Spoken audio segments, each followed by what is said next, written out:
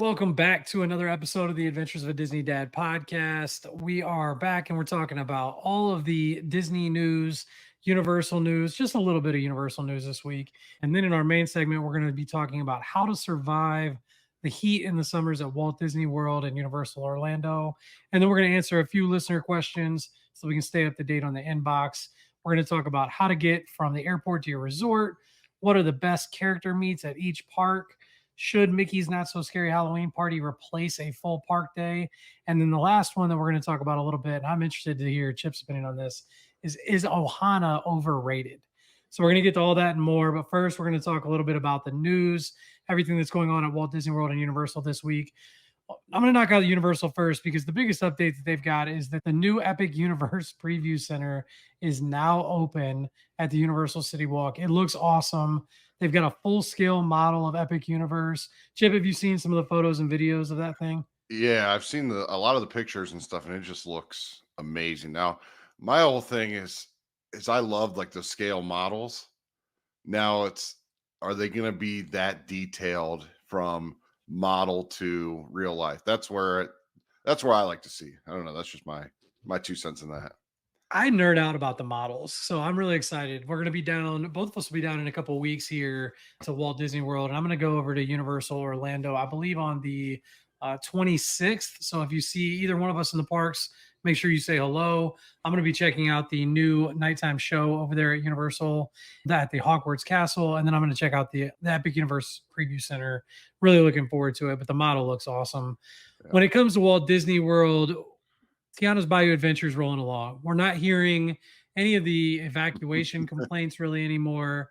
And the previews are in full swing. The media previews are finished. We're now moving into, I think it was Club 33 previews today, annual pass previews also today, and starting throughout the rest of this week, marching on to the opening date on June 28th, which I'll be down there for. Chip will be down there for.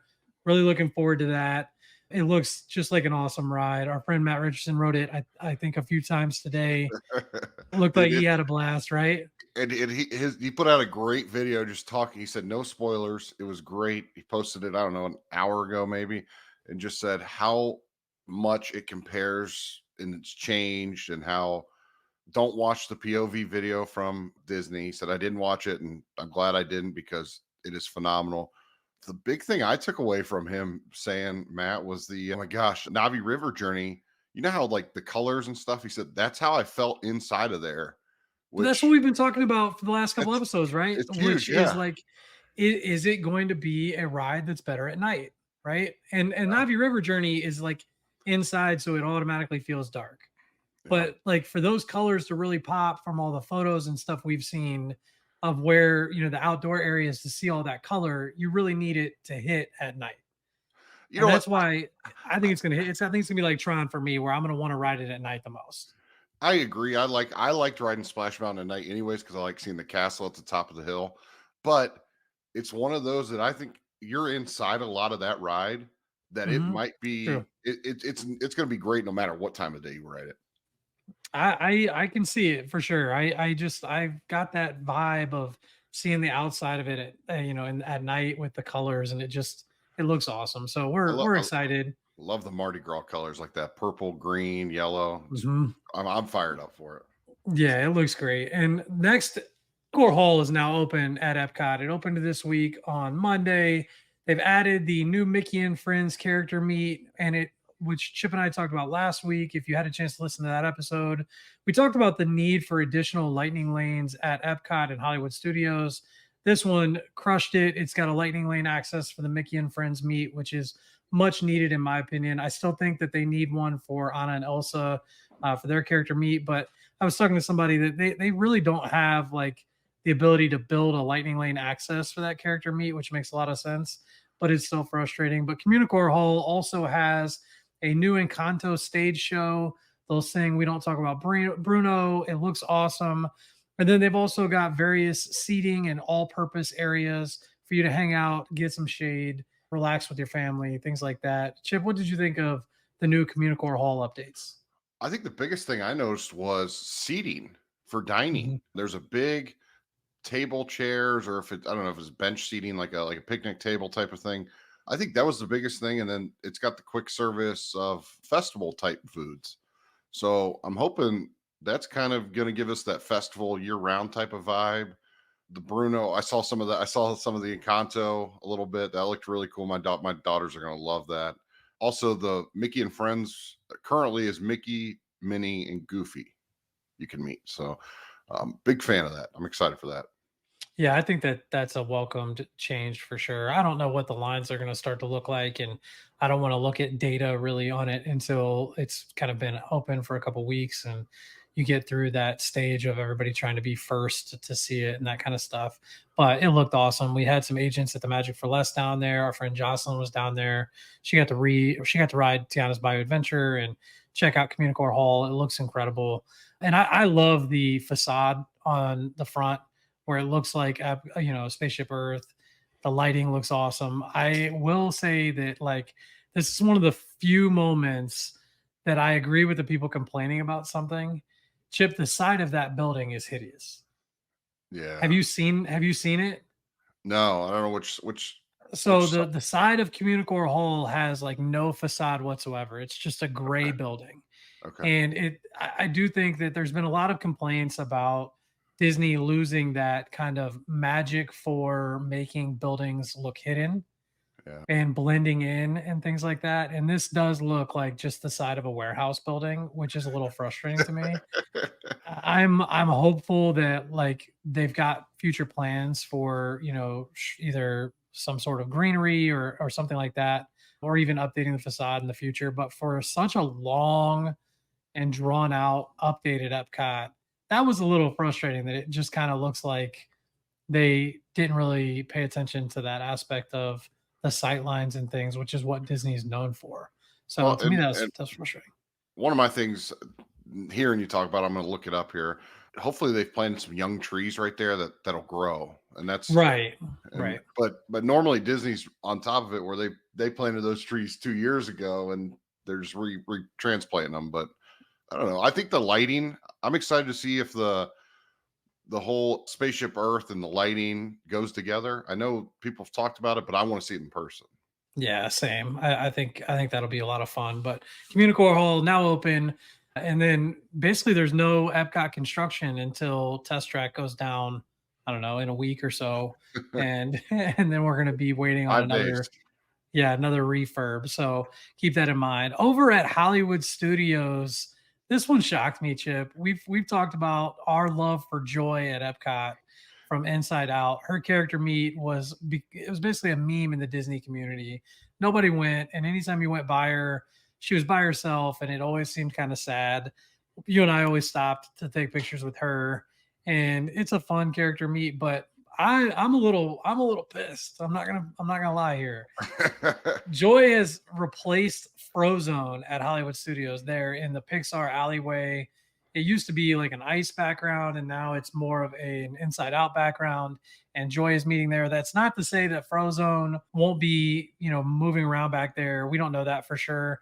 But for now, Joy's meet and greet will be there in the Pixar alleyway. So you can definitely check it out and meet her. And I know there's a lot of excitement for Inside Out too. We're going to try and go see it this weekend. My kids are amped. Yeah. I hated Inside Out. Like it was one of my least favorite movies that my kids like to watch. Are you planning to see it, Chip? What do you guys think about Inside Out? You know what's funny is Kelly said something to me 2 days ago. Like we need to go find go see it during the day. We like going to the matinee. And I mean, I've got like 17 kids, so but we're just trying to figure out logistics. But she wants to take the kids, so if she takes them and I keep the younger two, then we'll do that. But I kind of go back to this. I would love to see either when I know anger is out at Disneyland, but I would love to see sadness. Sadness, and it might be because it's Phyllis from The Office, but Sadness is probably my favorite character in Inside Out. And if I would go see her, beeline straight to her. If it was Joy and Sadness next to each other, I think that would be great.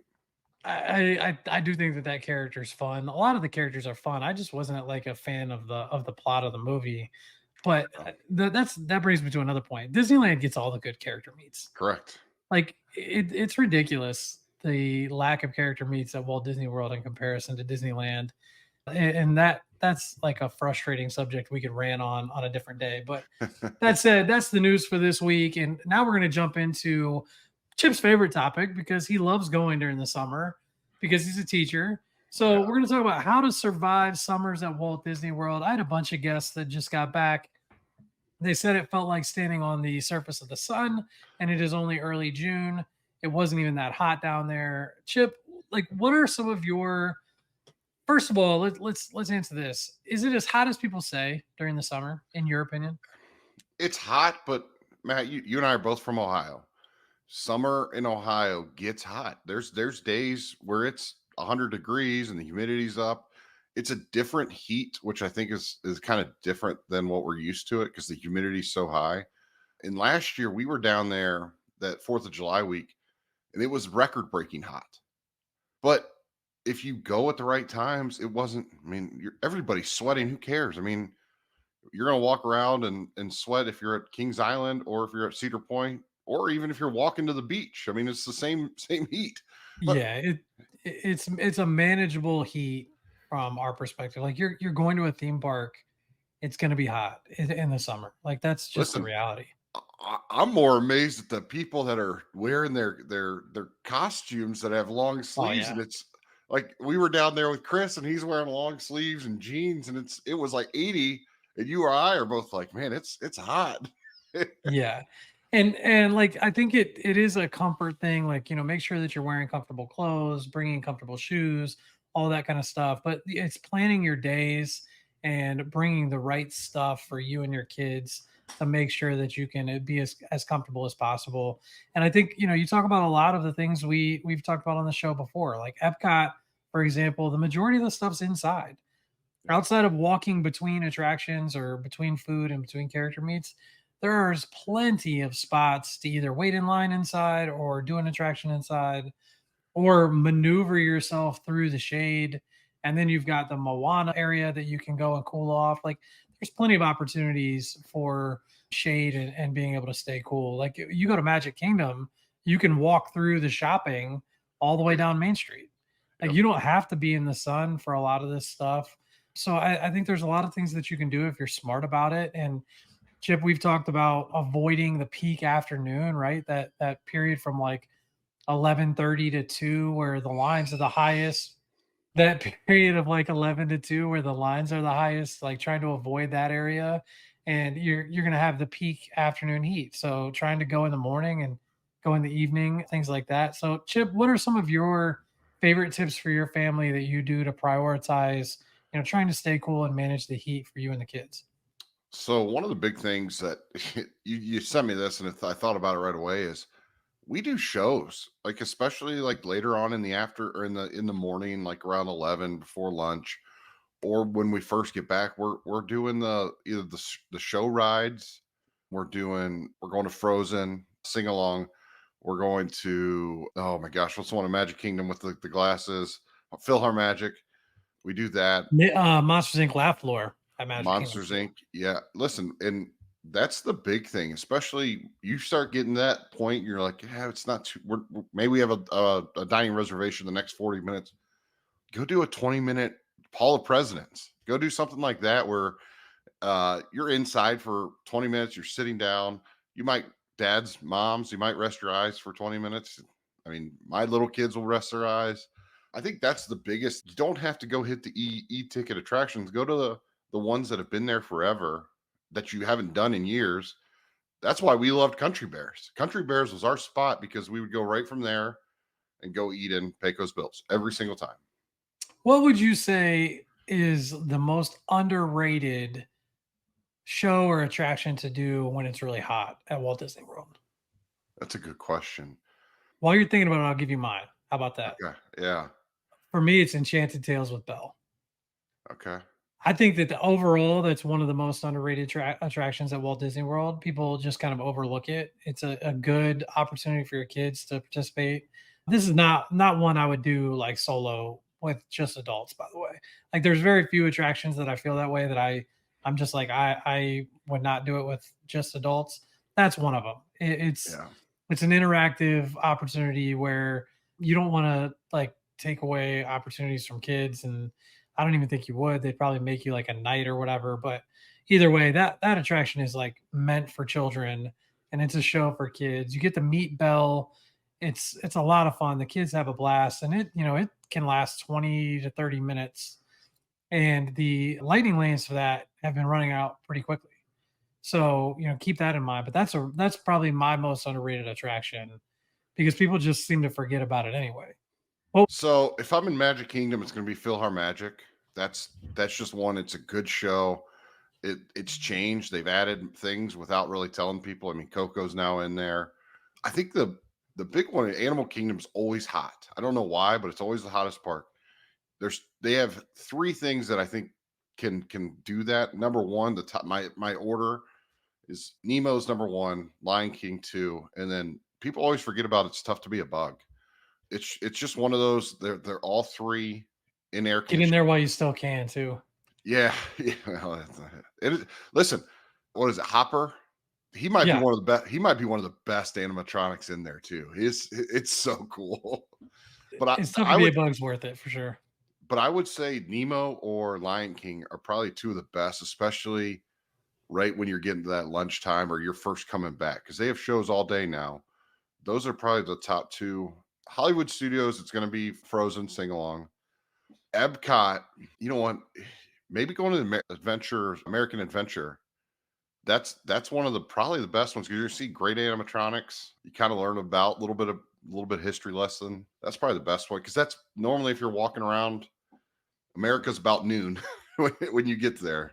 So that's probably my top four of every park or top one of Yeah, and every and park. I'll mention a couple other things too, especially at Hollywood Studios is the Disney Junior Dance Party Oh yeah. is a great opportunity to it is like pitch black in there basically. It's air conditioned. The kids have an absolute blast. So that's a lot of fun. The other one is meeting the Star Wars characters right next to it in the Star Wars. Why the name of it is escaping me right now, but the Star Wars area there. Oh, Uh, I don't know. I forget I about it. I I don't know why that is escaping me at the moment. But Launch bay. Launch Bay. Yeah, yeah, Yeah. Launch Bay. So you can meet Chewbacca, BB-8, and Darth Vader, and there's also a lot of cool Star Wars memorabilia and stuff in there. It's all air conditioned, plenty of room for your kids to run around or have a break, have a snack, that kind of thing. So it's a lot of fun too. But what are some of like the items or things that you think people should bring if they're headed? So my wife and I are having that conversation right now, and we talk about it. We've talked about it for the last month, but she always asks me, and I have something new every time. But number one is a water, like a refillable water jug. She went out to Walmart and got like four different Bubba mug cup things and fill it with ice and refill it with water. Now, if you don't like the Florida water, go get the pure water, whatever that has the filter on it that'll taste like it always would. But we don't mind Florida water. So we go up to water fountains and fill it, and then don't be afraid to ask for water cups and then pour. You saw me doing that, Matt. I'd just go get two waters and I'd pour it in my cup, and that's what I'm going to do. The only other thing that we have to grab, and I forget, you saying it's make me think of is ponchos. Yeah. Ponchos are a must because they're gonna run you, $8 to $16 or whatever at Walt Disney World. Yeah, just And go to like, Dollar Tree. They're $1.25. Go grab. We'll probably grab 15 to 20. Use it once and throw it away. yeah, because the problem is that like after you use it, it's a mess to try and like fold up and put anywhere. So getting the ones that are a dollar that you can just toss out afterwards, even though that's being very wasteful, it's like it's just easier and like you're not getting everything all wet when you get back and stuff like that. But the Walt Disney World ones can be expensive, but if you do need to buy one when you're at Walt Disney World, they basically have them at every single shop. You just have to walk up and ask a cast member because they'll just pull them out when it starts to rain.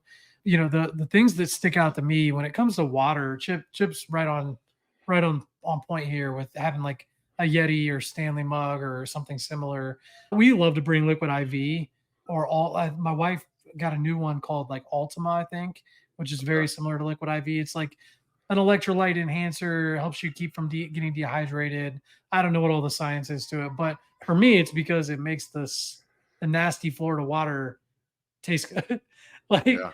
I hate the way that the water tastes, and I know that I'm not alone in that. So bringing something to flavor the water, I think is helpful. The other one that we have to have is a stroller fan. Like Eh, our kids need it. Like you need either one or two. Get one for each of your kids, and even get one for the adults that kind of attaches onto the handles of the stroller.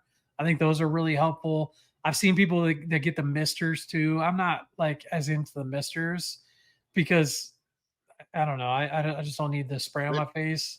and they break. The problem is Yeah, they those they break. do. Yeah, they We do. They do. we did get a fan this year. That's the first time we'll have a fan. We've never had a fan. Yeah, So, the fan is a game changer for sure.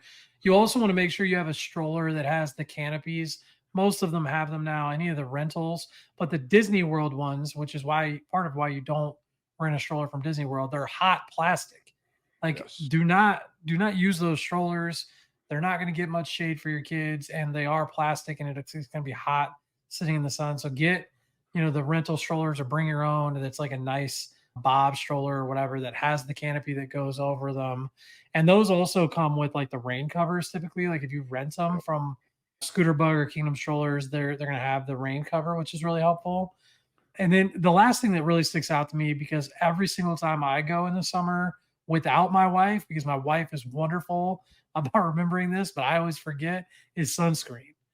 Make sure you're bringing sunscreen because at Disney it's expensive. And every Yeah. single time I go, I'm at Animal Kingdom at the front buying sunscreen.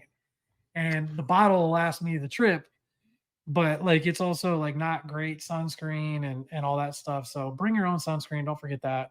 I And I think think you'll be in good shape. what's funny is when Matt and I went down there, that was my first purchase was sunscreen And at the I think I All-Stars. borrowed it from you the whole time Yes, but because that's all right. Listen, that's what we do. The other thing that you can think about, we've got a couple of them, are those cooling towels. The only problem with them, and I don't like it, is once you're done using it, it's kind of gross. But that's those are kind of the big things. Like thinking about my bag, I put chargers in there. I've got stuff like that. That's just your normal. But summer stuff. The other thing is get something that makes your stroller stand out. So whether you have some sort of lanyard on it, like a lot of people tie a balloon on it, something like that. We just ordered a license plate that has our name on it, something like that. there's a lot of those on Etsy too that are great. Yeah, yeah. So it just came in, so I haven't seen it yet. So I'm excited to see what characters we got. Yeah, there's like, different signs that you can get for the back of your stroller, something that makes it easier for you to find. I've seen some people put air tags on strollers. I don't think that that's necessary because while cast members may move your stroller, nobody's going to steal your stroller. Like that just doesn't really happen. So I'm an air tag guy. Like I put air tags on all my luggage. I have air tags on all my electronic type stuff, like my bags that have my laptop or whatever in them.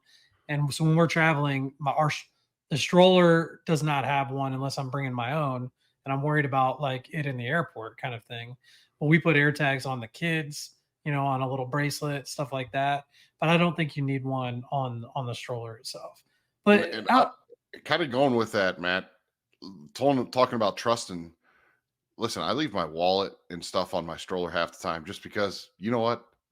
They're not going to steal my stroller. So it's one of those I'm not leaving my wallet that, in a pocket or something. Well, because my wife leaves her purse, like so I get that, like or the diaper that bag or whatever that's what that I'm saying. has. Yeah, like I'm not leaving it out on the out for no, but like I'll leave my backpack and I'll forget that my wallet's in there, type of thing. Like I've done Mhm. that, and I'm like, oh crap, we're in the middle of the queue, and I'm like, oh crap. But it's one of those things that it's not, mine stuff's never been touched. And we've left like the GoPro on accident where like it's open to the public and nobody's taking it, that kind of thing. And that's a different level of trust that I wouldn't normally do. But just it's not one of those things that people are out hawking strollers at Walt Disney World. Yeah. That's just our opinion on the things.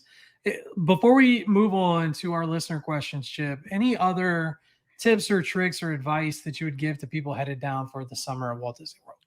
So we always say, obviously, go early and take a break.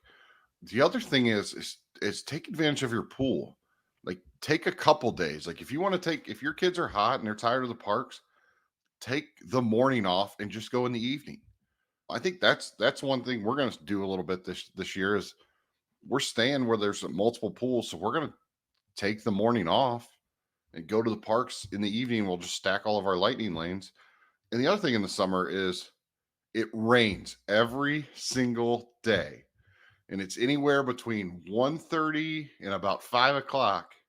And it might rain for 40 minutes, it might rain for 20 minutes, it might rain for 2 hours, but there also might be something, a storm at the end of the night as well. So just prepare that things shut down, especially outdoor rides because of rain. So that's kind of the big thing. You're gonna get, it's not just, it's a thunderstorm with all the humidity and I'm a weather person, so the cold air and all that, you're gonna get a thunderstorm. It's not just a rain, it's a thunderstorm. And but I will say too, like don't get discouraged by the weather reports. Like if you look at the next 10-day forecast and you see rain for 7 days, like to Chip's point, it may be 20 minutes. Like Yeah. it's not necessarily something that's going to be where it rains all afternoon and ruins your vacation every single day, because it's not even like that during hurricane season in like September and October. I love going in September and Yeah. it's going to rain. Like, and the forecast is going to say it's going to rain every day, but that doesn't mean it's the kind of rain we think about in, the Midwest where it rains for 6 hours or whatever and your day. So don't get discouraged by that and, either. and understand how big property is, because it could be storming at Epcot or Hollywood Studios and you see it, but nothing's closed at the Magic Kingdom because it's so far away. I'm looking at the 10-day forecast at Walt Disney World right now, and it's scheduled to rain more than a 50% chance of rain every day except 3 days. So, that's what we're talking about. But like today, it's only supposed to rain around 5 p.m. Yeah. So, like, it's one of those things where it's a blip and it's gone.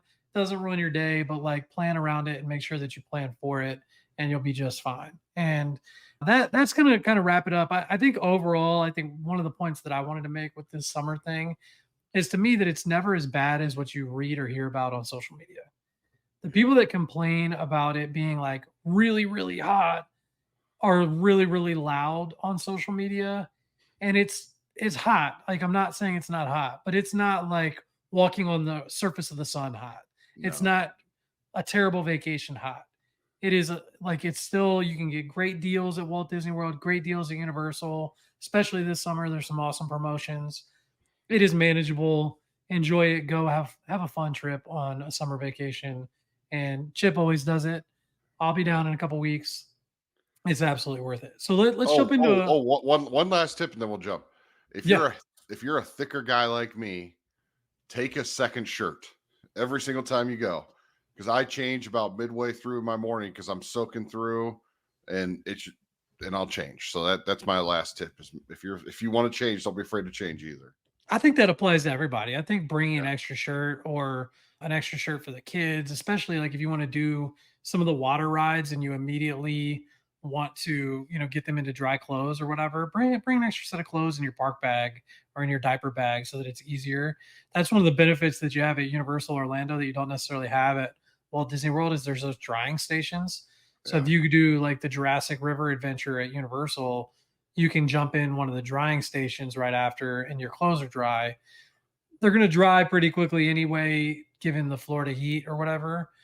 But it never hurts to have an extra pair of clothes or an extra set of socks, that kind of thing. Yeah. Jumping into our listener questions, we're going to talk a little bit about airport transportation. So, what one of the listener questions was, what's the best way to get from the airport to my Walt Disney World resort? Chip, I'm going to have you give your 2 cents on what you do for you and your family, and then I'll talk about what I do with my family and our guests. Okay. So what we like to do is we love renting a car. That's and I'll say that because Matt's not a big rental car guy. So number one, the first thing with renting a car is join their free service, whatever it is, so you can skip the line. I know Thrifty has it, Hertz has it, Avis, all of them have all the big ones. And always listen. My advice is pay a little extra to get your car at the airport. Don't take a shuttle because you're gonna wait in line for hours. But that's one of the big things. The only other thing I would tell you is if you're not renting a car, don't be afraid to splurge a little bit and get a like a limo or something. And Matt will talk more about that. But surprise your kids with a limo and make them feel like, hey, this is mom and dad are going out of their way, and we're gonna make this a really really nice trip. Yeah, like a frustrating thing though is that a lot of the private transportation services in Orlando don't do limos anymore. Yeah. It's like a weird thing. They're basically they've all moved to Sprinter vans. And that goes to the biggest things I recommend. Chip's got a great point about renting a car. If that's best for you and your family, rent a car. But that can be on the more expensive side when you're looking at paying for parking at the resort. It is free for resort guests, but sometimes you have to pay if there's different circumstances or whatever.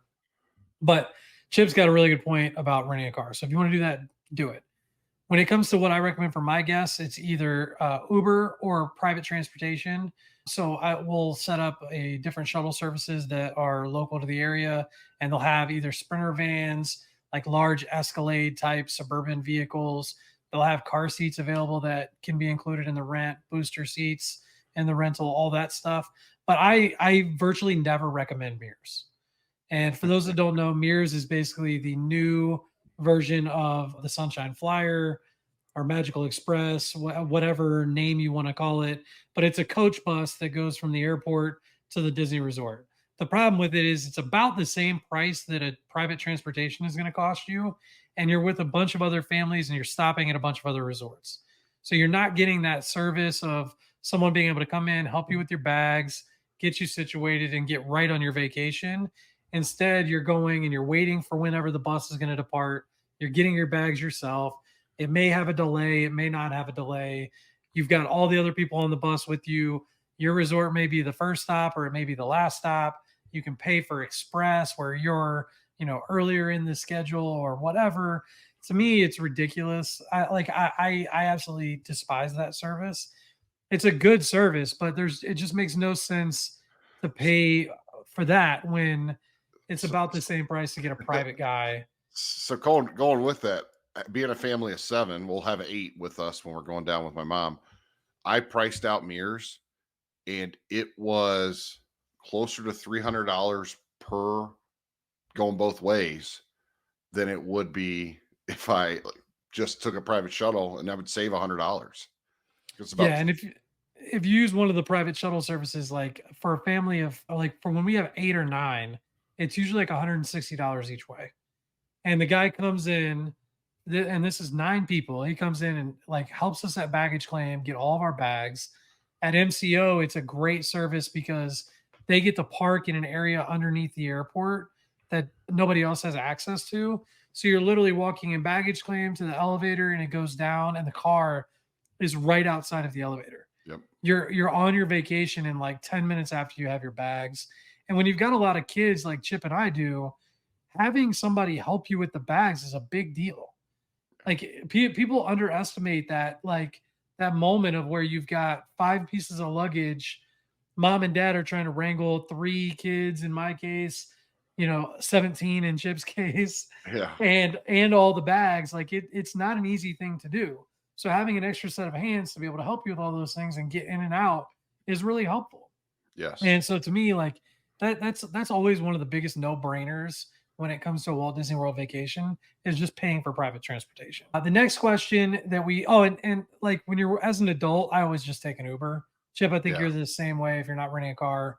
Uber is going Yeah. to run you 35 to 40 bucks each way, and it's very manageable, but I'm not using an Uber with all the kids and everything else. So No. it just depends on what you think. Next question was if you had to pick one character meet for kids at each park, which one are you picking and why? So for Magic Kingdom, I think Main Street Mickey is probably my favorite there. Mostly because you walk in, you see the castle, and you're like, "Oh, I'm going to go meet Mickey." And he used to talk. That's why it's probably number one. He doesn't anymore. But Magic Kingdom there. What about Magic Kingdom for you, Matt? What's your Probably Cinderella. okay? And I like that you get the 2 princesses. Mirabelle is up there for me in terms of like just the quality of the meet and greet. I think it's great, but I think it's Cinderella just because to me it's one of those things that you're especially if you're a girl dad, it's one you don't forget. Yeah. And Mickey is great. I think that's a great one too. But I love the first time that my daughter met Cinderella was like a different experience, which I really appreciated. And it was just after Bibbidi Boppity Boutique, and she had gotten the Cinderella dress and all that fun stuff. So that one is very, very memorable to me. And I think for a lot, especially for girl dads, that one's gonna hit a little bit different. The one that I really struggled with was Animal Kingdom. What are your thoughts there? Yeah, Animal Kingdom's kind of tough. I mean, you can go meet in the jungle Mickey and Minnie. You can meet Mickey and Minnie in their jungle outfits. You've That's also got Pocahontas, which is the rare one. You've got where's she Poca- at? she is available. Like I think that's a recent addition, and it's not like every single Oh, day, but every day oh, she's been out there. I know the one for Animal Kingdom. It's the new one. It's Talking Doug. No, Okay. that's not. No, Oh, yes, I that's such a like so right now Pocahontas is available at the Oasis, and she's listed on the app now. You can also meet Russell, Timon, Rafiki, Pluto, Mickey and Friends, all of those folks, Chip and Dale. But I think the one that sticks out to me the most is Moana. okay. It loses its thunder a little bit now that there's a Moana meet and greet at Epcot also. Yeah. But before, Moana was the hit because she wasn't available anywhere else. So Moana is still probably my top one. But if you're looking for a rare character meet, Pocahontas would be the one at Animal Kingdom. What are you thinking at Epcot, Chip? Epcot, Epcot's tough. Epcot is tough because almost every country has one. I love there's two. My two stick out. Number one is Belle in her what's the blue, like her just blue dress, not super princessy. The other one is Mary Poppins over in England. I like going to meet Mary Poppins. That's just me. I don't know why. I have no idea why. For me, I love the new Asha character meet. I Oh think yeah. the actors that they have that play that character, I've seen several of them and they're awesome and they do a really great job. They spend a lot of time with the kids interacting about things related to the movie, which all of the characters do, but this one, even for all of my guests, that's the one that people come back raving about and it sticks out to everybody for some reason. So to me, that one would be the one that would be towards the top of the list.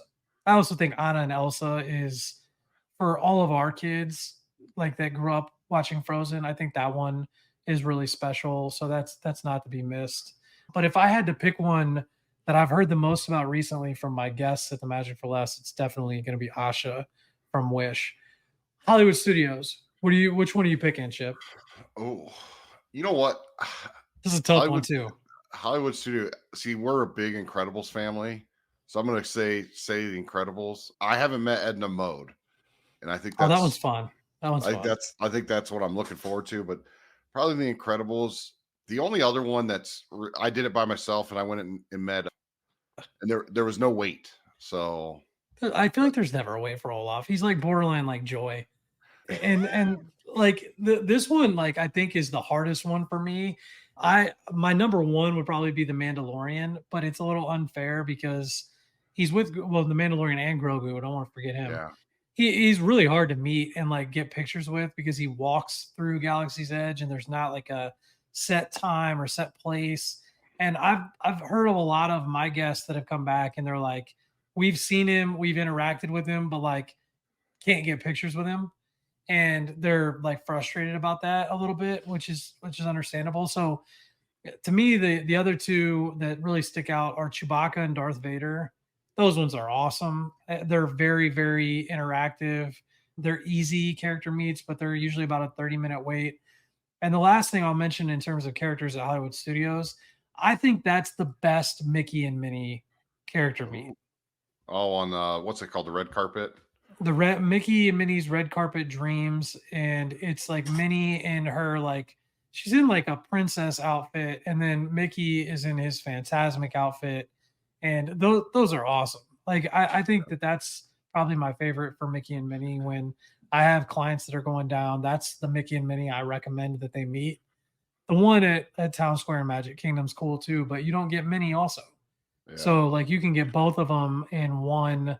They're in separate rooms, but you're at least getting them both in the same 30 minutes or whatever. I, And it's pretty good.